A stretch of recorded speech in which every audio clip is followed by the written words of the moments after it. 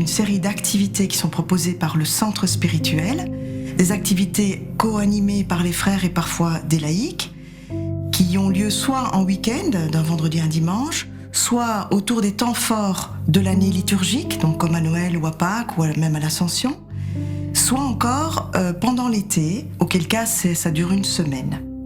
Ce sont des temps que l'on appelle de retraite ou des sessions. Donc ça, c'est une des premières propositions que nous faisons ici.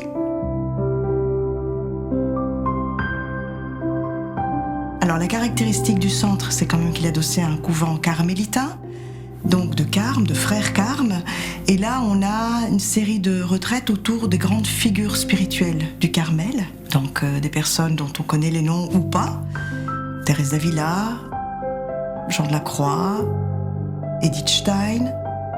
Et chaque fois des personnalités qui ont marqué les esprits et qui viennent certainement nous dire quelque chose aujourd'hui.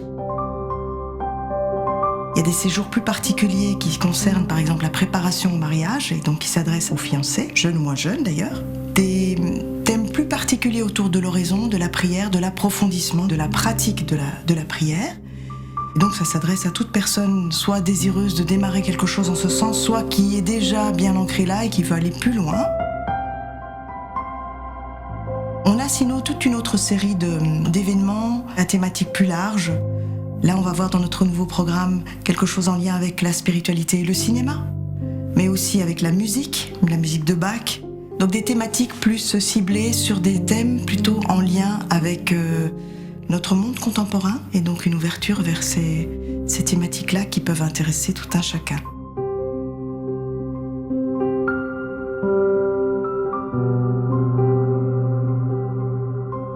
Il est possible sinon aussi de venir à titre individuel, donc lors de ce que l'on appelle un séjour personnel, donc un temps, on va dire, de ressourcement qu'une personne déciderait de prendre dans sa vie, une occasion particulière ou simplement par besoin de rencontrer une communauté religieuse ou de creuser des choses dont elle sent que c'est nécessaire à ce moment-là de sa vie. En général, ce sont des séjours de 2 à 3 jours.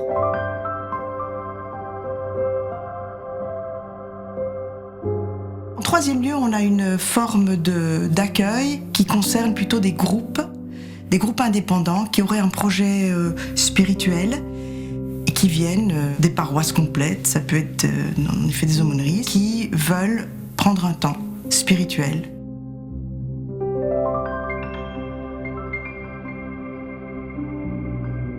Le centre permet aussi de faire bénéficier aux personnes qui viennent chez nous une forme de participation aux activités que le couvent propose.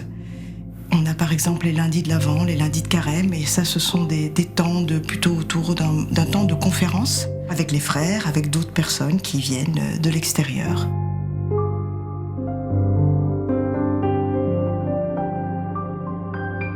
Au cours des retraites, plutôt dans le cadre des séjours personnels, on propose réellement aux personnes de faire cette expérience triple de l'oraison principalement, qui est quand même le cœur, je dirais, de l'hygiène spirituelle des frères, mais cette joie de vivre le Carmel, la vie fraternelle, puisque quand même les retraitants qui viennent ici viennent seuls certes, mais sont dans un cadre communautaire de vie commune dans un lieu, et d'une certaine manière l'apostolat aussi, puisqu'ils peuvent en faire l'expérience en demandant à rencontrer un frère, que ce soit dans le cadre d'un accompagnement personnel ou dans la demande d'un sacrement particulier, ça peut être le sacrement de réconciliation, ou voilà dans le cadre d'un témoignage.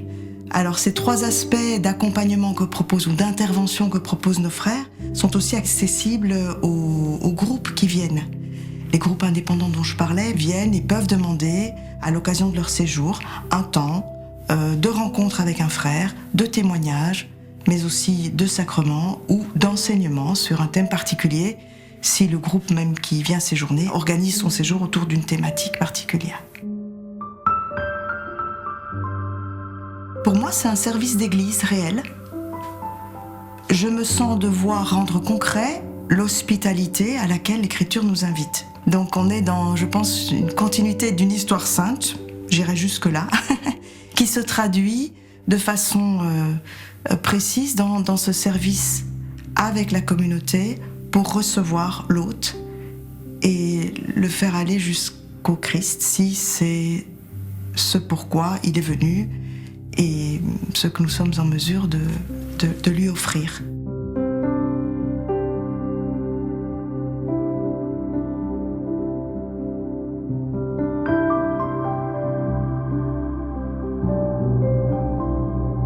Chaque fois qu'on a besoin d'un frère, parce que voilà, un problème se pose ou une demande nous est faite et qu'on se dit voilà, il va falloir le dire à frère untel, qui arrive?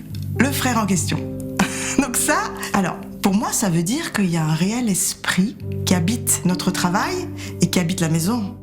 Cet esprit de complicité trouve à ce moment-là une forme de réalisation, et des fois ça nous faisait rire parce qu'on se disait il faudra qu'on le dise à frère untel, et il arrive à ce moment-là quoi.